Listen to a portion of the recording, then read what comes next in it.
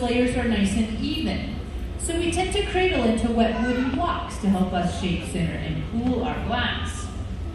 Now, wood by itself would just catch on fire if it was dry with such hot material. So we have to add water to any of our wooden tools that we want to introduce to hot glass, so that instead of catching on fire, gripping and sticking, depositing wood ash to the surface, we instead get a little layer of steam that forms between our glass and the tool.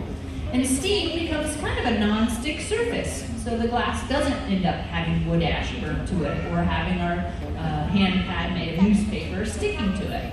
Instead, a little bit of water creates flexibility on that paper and that telltale layer of steam, keeping any baby pumpkins or vessels, bowls, and vases, everything coming from that mold and being able to shape it into the desired shape through controlling temperature. So we make things hot where we want to see change, keep it in the colder ranges where we don't want it to change. And it's constantly changing as we work.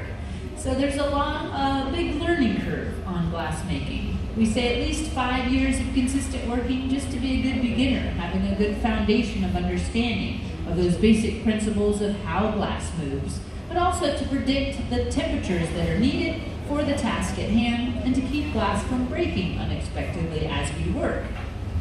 Our glass does expand and contract on a molecular level as it heats and it cools. So if we get it too cold and it starts to shrink and it can no longer shrink because it's rigid, well, that's going to end up causing the glass to crack or break through thermal shock.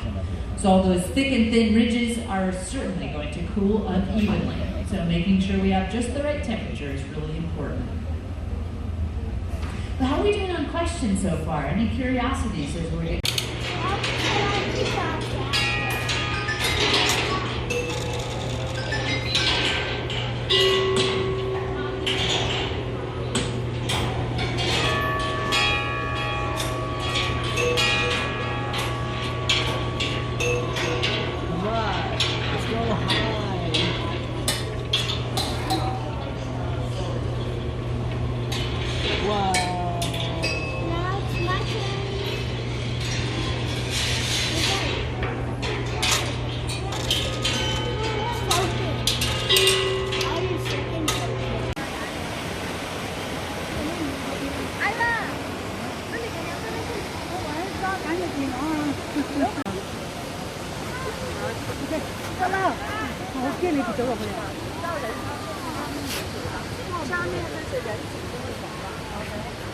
This one is only for